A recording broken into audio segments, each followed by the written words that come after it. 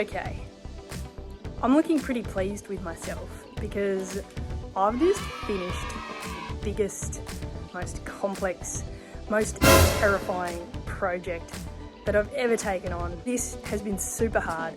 It was always going to be, because this was the starting point of the discussion. Only the requirement was all Tasmanian timber featuring live edge and burl. So it's been more than 6 months in the making, which, yeah, I'm pretty embarrassed about that. That's a long time to be waiting for a project. But that's because there were parts of the project that scared the absolute out of me. There were other parts of the project that were inanely repetitive. That's like making all 16 pawns about the same. It was precise. There were parts that I just had no idea how to tackle. And there were just parts that were really detailed work, and I had to make them up as I went. There was a lot of thinking on my feet, trial and error. Fuck-ups. Wrong timber. Do them again. This project has just been something that has taken my skill set above and beyond where I might have hoped it to be at this point in time, because it's tested me to the absolute limit. But I'm so proud, and I hope you like it.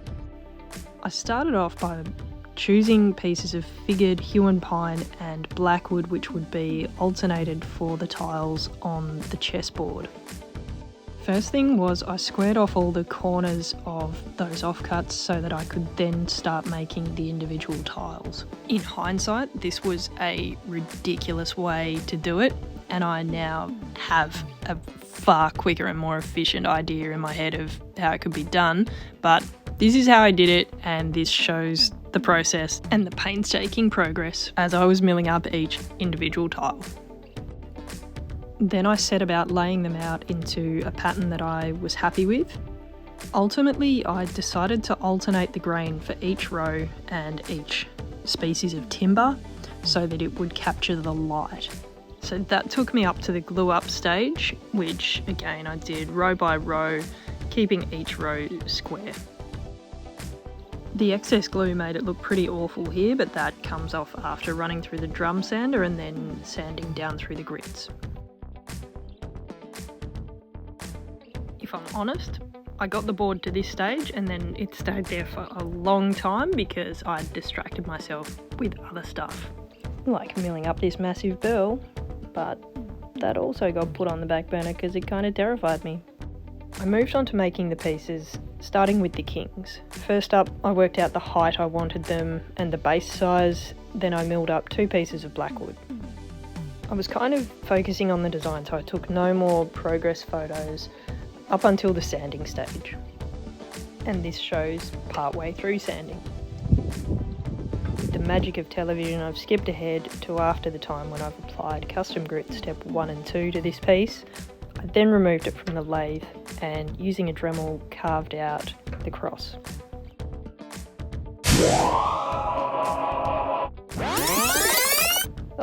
If only it was that easy to replicate the king in Huon Pine.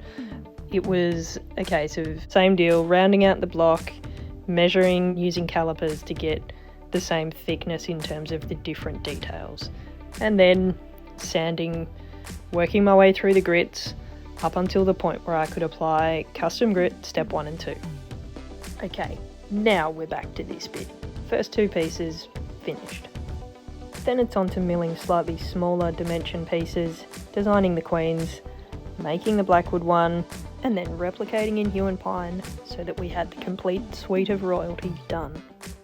That's 4 pieces down and only 28 to go. Now onto the bishops. So there's 2 of these in each set, 4 in total, which simply meant that I had to design, make, repeat, and repeat again. Repeat again, but this time without buggering up the last one. 24 to go. Now onto the knights. Again, 2 in each set, but that's where the similarities end, because for these ones, I did most of the shaping using the Dremel, rather than on the lathe. This was another instance of learning as I was going. Rather than rounding out before doing the shaping, it was far easier to do the shaping on the bandsaw, then moving to the rounding out and the carving stage. With the first one done, that means I'm back into repeat again stage. With the Huon Pine ones done, that's another 4 down, 20 to go. On to making the rooks, or castles, as I call them. Same deal, design, make, repeat. That's another 4 down, but don't get too excited because I would subsequently chuck it and redo the inverted commas Huon Pine, close inverted commas, versions because they weren't Huon. I think they were celery, but it's all fine. Then I moved on to milling 16 smaller blocks again for the pawns, so 8 per set. Again, this was done in the celery top because I was still thinking that I could get away with it, but as you'll see in the later photos, it was just obviously a different species and my OCD could not tolerate that. Okay, I'm not actually OCD, I'm just particular.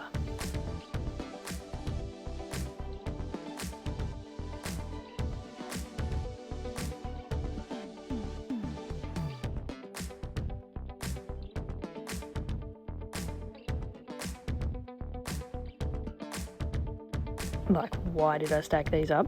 Because methodical and particular, and I live a sheltered life. Anyway, get on with it.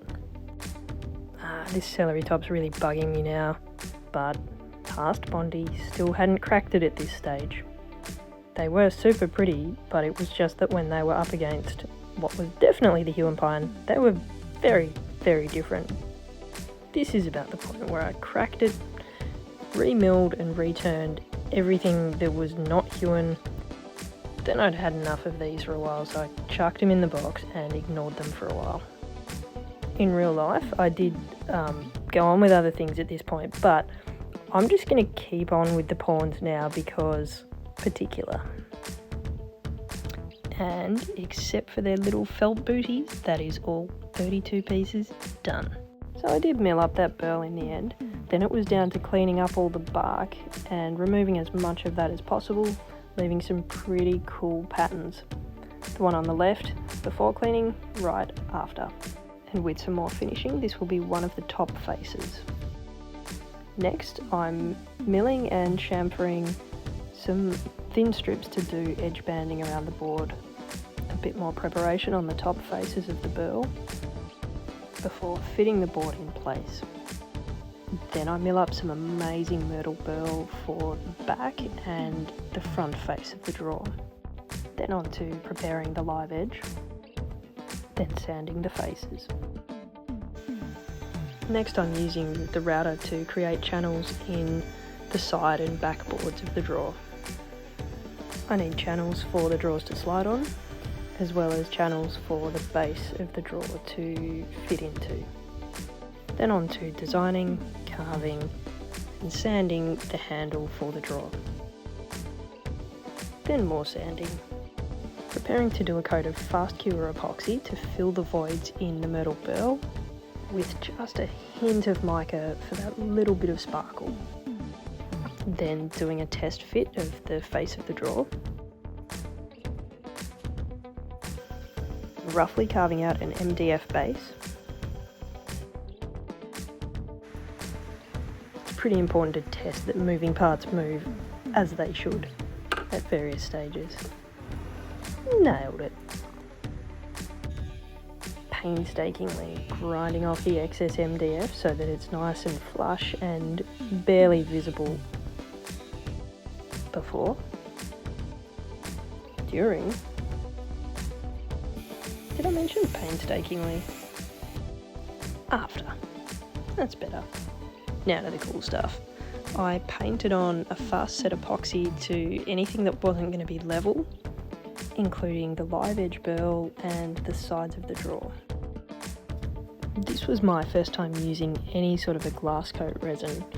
I went with Pure Glass from Health of Mind Art, and I also used the Pure Booster.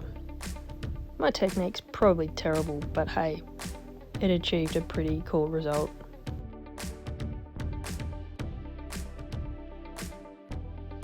When it's this glass-like, it's hard to not give a plug for Health of Mind Art Pure Glass resin. The resin was still wet at this point, but I was so happy with how it was looking that I just took huge amounts of videos of it. And I'm at it again. Sorry, not sorry. The resin has cured here, and how sick is that finish? Now, you might think this is fine. No, not fine.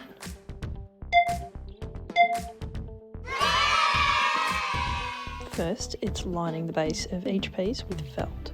In this blue because it seemed to perfectly complement and contrast the three main timbers involved in this build. There. The chess army is fully assembled and properly dressed and ready for battle.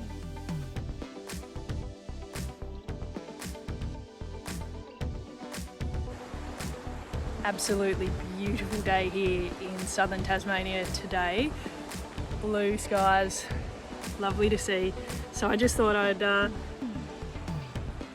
take my chess set for a walk. Just some final touches, you'll see them soon. That's right. Their home needs to be more homely, so I mill up some strips of MDF, and the little channels are so that I can do this.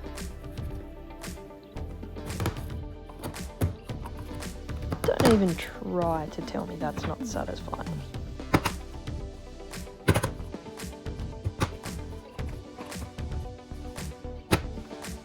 Sick. Normally there's a method in the madness. On this occasion, the method is make the divider slightly smaller than the tray so that it can clamp the felt.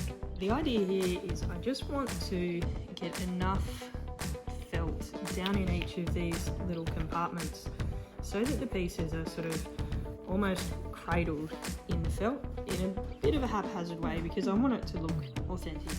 After all, this is a one-of-a-kind handmade piece, so imperfections in terms of how the felt actually sits are going to be just fine.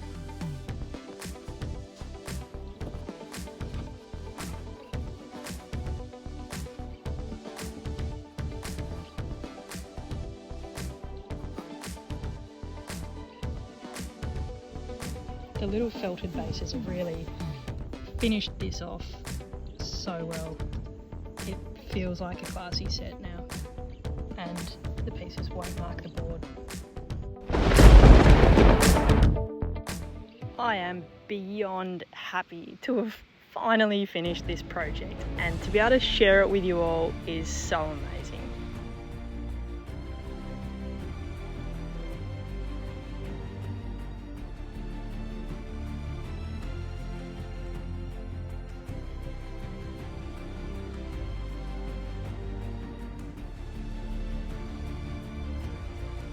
And now some video footage, mostly because it was incredibly difficult to capture the depth of colour in photos, and also it's hard to gain the perspective of all the finished pieces.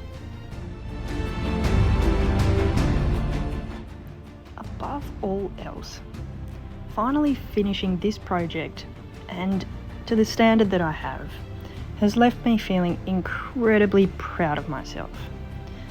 And I honestly hope that it encourages you to take on those things that scare you, because who knows, you might just nail it. So if this video has reminded you that you can also achieve stuff, please consider sharing it with your friends so that they might also get that same boost.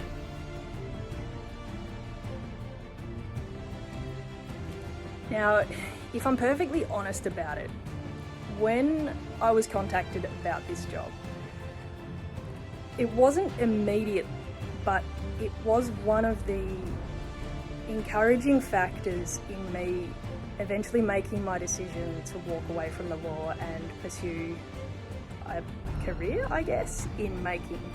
It was purely the fact that someone was putting so much faith and trust in me, and the fact that they'd seen something in the things that I'd made that made them reach out and ask me to make this massive project for them. So, Kimberly, thank you so much. And that's it. Bondi out.